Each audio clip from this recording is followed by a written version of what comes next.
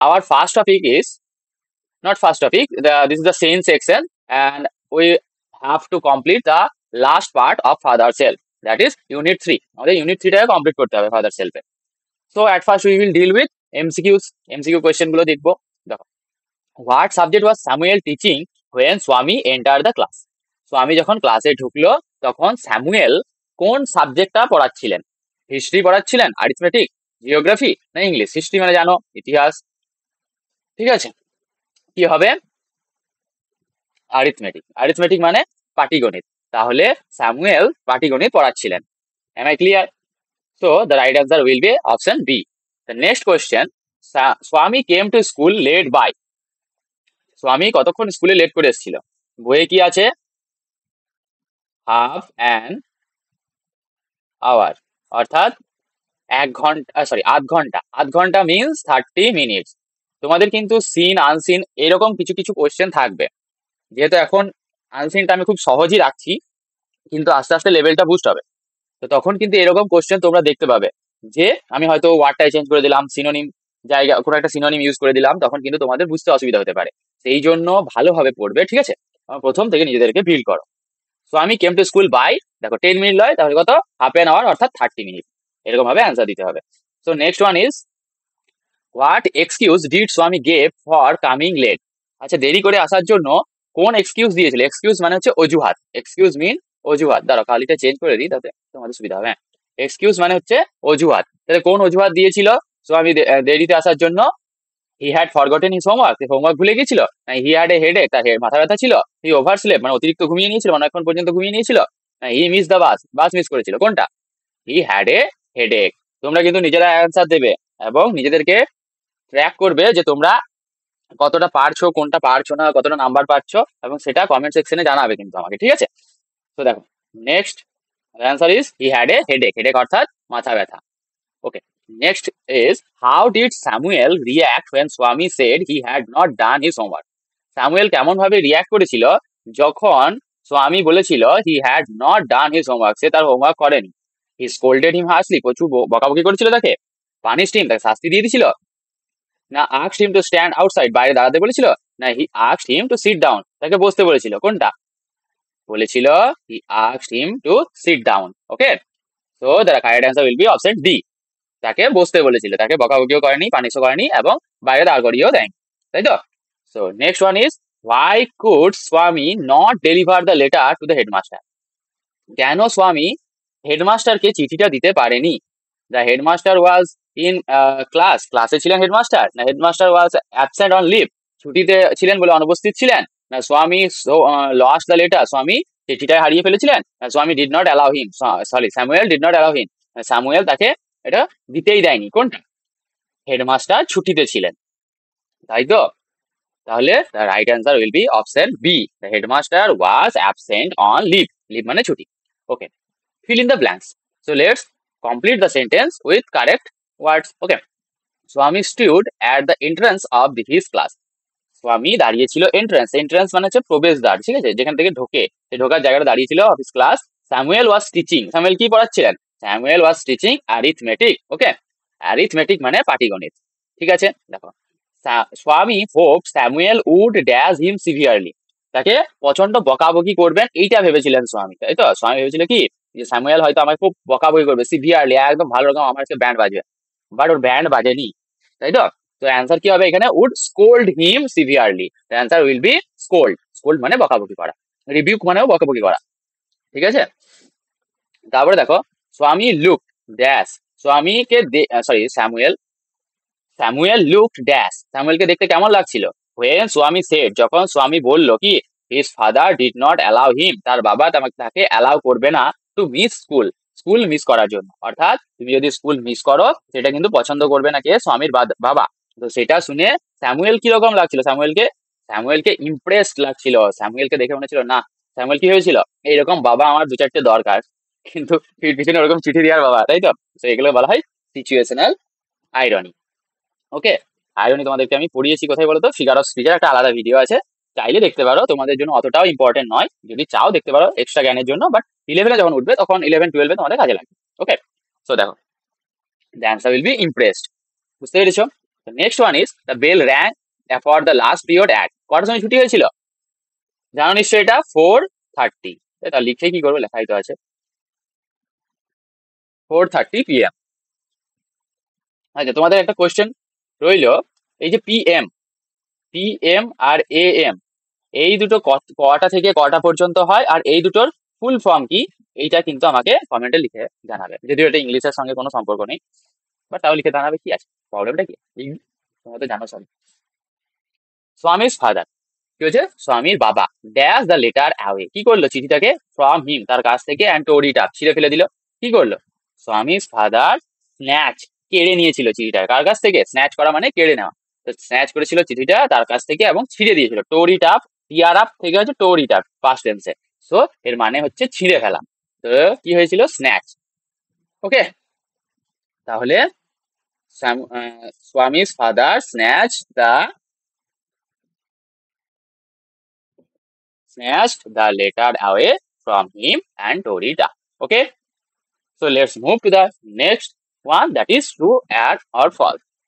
দেখো কি বলেছে, Samuel scolded Swami harshly when he entered the class late.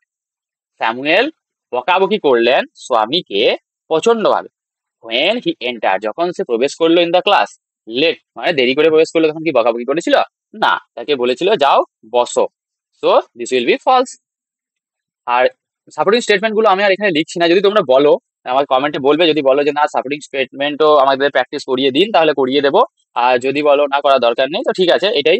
আর তোমরা কিন্তু আলাদাভাবে নিজেদের সিন থেকে সাপোর্টিং স্টেটমেন্ট দেখে নেবে। আমি করাচ্ছি না, তার কারণ হচ্ছে যেহেতু আমি আর সিনটাকে নিয়ে আসছি না, যদি তোমরা বলো না সিনটাকেও সামনে এনে একবার পড়িয়ে দিতে, তাহলে আমি তাই করবো। তোমাদের কথা অনুযায়ী তোমরা যা বলবে তাই করবো, একবার কমেন্টে জানিয়ে দিও, ঠিক আছে। দেখো, স্বামী টোল্ড স্যামুয়েল, স্বামী স্যামুয়েলকে বলল দ্যাট যে হি হ্যাড এ হেডেক, তার কি আছে, মাথা ব্যথা করছে। তাহলে স্বামী টোল্ড স্যামুয়েল, স্বামী স্যামুয়েলকে বলেছিল দ্যাট কি, তার মাথা ব্যথা হচ্ছে। ঠিক আছে, মাথা ব্যথা ছিল, had, so this is right, তাই তো, এটা ঠিক কথা, ট্রু। আচ্ছা, স্যামুয়েল সেড, স্যামুয়েল বলল we want more parents like your father, this is called situational irony. এখনই বললাম যে ওই বাবাই ওকে বাঁধ দিচ্ছে, আর ওই বাবাকেই কিন্তু বলছে আমার ওরকম বাবাই দরকার, ও কিন্তু জানে না আসলে কি করেছে, তো সেইটাই হচ্ছে মেন প্রবলেম, বুঝতে পারছো। দেখো কি হচ্ছে, স্যামুয়েল সেড, স্যামুয়েল বলল we want more parents like your father, আমরা তোমার বাবার মতো আরো কি চাই, প্যারেন্ট চাই, তাই তো। ওকে, সো কি হবে, ঠিকই, এটা তো বলেছিল, so the answer will be true. আচ্ছা, স্বামী হ্যাড কমপ্লিটেড হিজ হোমওয়ার্ক, স্বামী তার কমপ্লিট করে নিয়েছিল হোমওয়ার্ক, না, স্বামী কিন্তু হোমওয়ার্ক কমপ্লিট করেনি, so answer will be false. The headmaster had gone on 7 days leave. দেখো 7 days, আচ্ছা একটা জিনিস কনসেপ্ট শিখিয়ে রাখি, সেটা হচ্ছে পার্সোনিফিকেশন। দেখো এখানে ডেজ, ডেজ এর সঙ্গে অ্যাপোস্ট্রফি এস লেগেছে, তার কারণ এখানে আমরা পার্সোনিফাই করছি ডেটাকে, সেই জন্য ডেজ লেগেছে, ঠিক আছে। আহ যেমন আমরা বলি ঠিক আছে, আর্থ, আর্থ সারফেস, কি বলি, আর্থ সারফেস, মানে বলি আর্থ সারফেস, তো বুঝতে পেরেছো, আর্থটাকে আমরা পার্সোনিফাই করি, সেই জন্য আমরা বলি কি আর্থ সারফেস, ঠিক আছে। আচ্ছা, 7 days লিভ, একটা জিনিস খেয়াল করো এখানে, দেখো একটা কনসেপ্ট শিখিয়ে দিই, তোমরা আজকে যেহেতু টিচার্স ডে, তোমরা অনেকেই টিচার্স ডে এরকম ভাবে লেখো, হ্যাপি টিচার্স ডে, তোমরা কিন্তু এরকম ভাবে লিখবে না, ঠিক আছে, এটা একটু ভুল। ঠিকঠাক কি হবে তা বলছি, তার আগে তোমরা ঠিকঠাক বলবে কি হবে। একটা দেখো, একটা কনসেপ্ট শেখাই, এটা হচ্ছে হিসিং সাউন্ড, হিসিং সাউন্ড। তো হিসিং আমাদের ইংলিশে দু রকম সাউন্ড আছে, first one is বাজিং sound and second one is hissing sound. তো বাজিং সাউন্ড কেমন হয়, এই টাইপের সাউন্ডটাকে বলছে বাজিং সাউন্ড, আর হিসিং সাউন্ড, এই যে সাউন্ড আসছে এটাকে হিসিং সাউন্ড বলে। যদি কোনো ওয়ার্ডের শেষে হিসিং সাউন্ড থাকে, তাহলে আমরা কি বসাই, অ্যাপোস্ট্রফি প্লাস এস বসাই না, আমরা কি বসাই, প্রথমে এস বসাই, তার উপরে এরকম অ্যাপোস্ট্রফি দিই। চলো ভালোভাবে বোঝা যাক, ধরো আমি বললাম গার্লস হোস্টেল, আচ্ছা তুমি বলো একটা গার্লের হোস্টেল হয়, একটা গার্ল নিয়ে কোনো হোস্টেল তৈরি হবে, হবে না নিশ্চয়ই। তো এই বাক্যটা তো ভুল আছে, তো আমাকে ঠিক কি লিখতে হতো, ধরো আমাকে লিখতে হতো এরকম, এস গার্লস নিয়ে অ্যাপোস্ট্রফি এস লিখতে হতো, তারপরে হোস্টেল লিখতে হতো। বাট আমরা দেখো গার্লস, গার্লস লাস্টে স আসছে, তো যেহেতু স সাউন্ড আসছে আর তার জন্য এর পরে আর অ্যাপোস্ট্রফি, অ্যাপোস্ট্রফি লাগাই কিন্তু আর এসটা আমরা ইউজ করি না, ঠিক আছে। সো আমরা কি লিখবো, গার্লস, গার্লস হোস্টেল, বুঝতে পেরেছি, গার্লস হোস্টেল অ্যাপোস্ট্রফি এস এভাবে লিখবো। তো তোমরা আমাকে কমেন্ট বলবে যে তাহলে টিচার্স এটা কেমন করে লেখা উচিত, যেহেতু টিচার্স লাস্টে স আছে, কারণ একজন টিচারের তো ডে হয় না, টিচার্স ডে। আশা করছি বুঝতে পেরেছো। এবার কোশ্চেন আসা যাক। দেখো 7 days লিভ ছিল না, ওখানে কি ছিল, a week, a weeks leave ছিল। আচ্ছা উইক মানেই 7 days, সো এটা কি হবে, রাইট হবে। The answer will be true, যেহেতু 7 দিনের লিভ ওই সেন্সে একই বোঝাচ্ছে, বুঝতে পেরেছো। দেখ শর্ট কোয়েশ্চেন আসা যাক 2 মার্কসের। হোয়াই ডিড স্বামী decide to deliver the letter at the end of the day? কেন স্বামী ঠিক করেছিল যে লেটারটা দেবে একদম দিনের শেষে, কেন, কারণ কি, ও ভেবেছিল যে Samuel will do something that will justify the allegation written in the letter. বলছে স্যামুয়েল নিশ্চয়ই কোনো না কোনো কাণ্ড করা করবে, বা আমাকে হয়তো বকবে মারবে, কিছু তো একটা করবে, তো তাহলে আমার যে অ্যালিগেশন গুলো লেখা আছে একটু হলেও তো ঠিক হবে, তাহলে আমি কিন্তু বেঁচে যাব, বুঝতে পেরেছো। তাহলে answer will B, he thought Samuel might do something during the day to justify the contents of the letter. বলছে স্যামুয়েল কিছু একটা করবে সারাদিনে, যাতে ওই যে কন্টেন্ট যেগুলো লেখা আছে সেগুলো কিন্তু কি হবে, সেগুলো কিন্তু আমাদের জাস্টিফাই হবে। How did Samuel react when স্বামী said he had a headache? যখন বলেছিল যে স্বামী বলেছিল আমার মাথা ব্যথা ছিল, তখন স্যামুয়েল কেমন ভাবে রিঅ্যাক্ট করেছিল?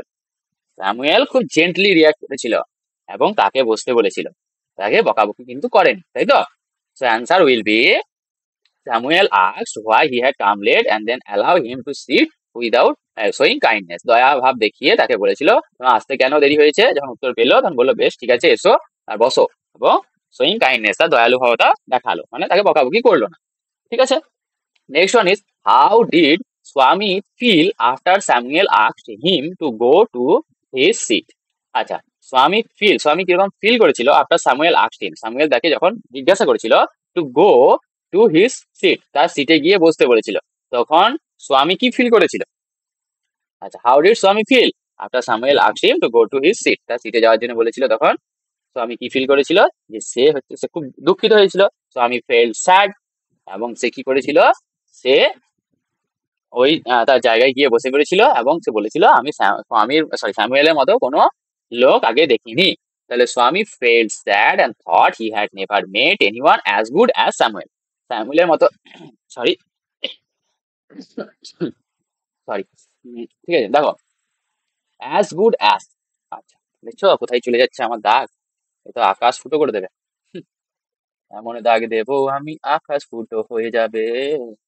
তো এটা হচ্ছে কি positive degree, this is positive degree. How many degrees do you have, আমাদের কতগুলো ডিগ্রি আছে লিখে জানাবে, পরে তোমাদের উত্তর দেবো, ঠিক আছে, পরের দিন ট্রান্সফরমেশন করাবো উত্তর পেয়ে যাবে, এখন তোমরা আমাকে জানাবে, okay.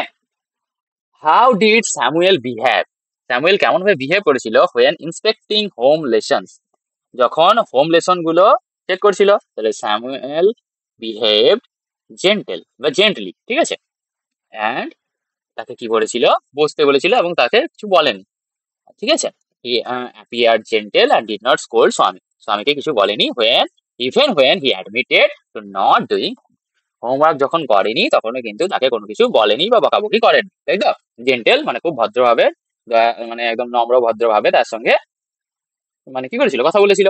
How did father react, বাবা কিভাবে রিয়াক্ট করেছিল হোয়েন স্বামী return home with the letter, যখন ওই চিঠিটা নিয়ে বাবা যখন বাড়ি ফিরে এসেছিল, তখন স্বামী কিরকম তার স্বামীর বাবা কেমন রিয়াক্ট করেছিল, হি স্ন্যাচ দ্য লেটার ফ্রম স্বামী অ্যান্ড টোর ইট আপ, এবং বলেছিল তোমার স্যামুয়েলকে ডিজার্ভ করো।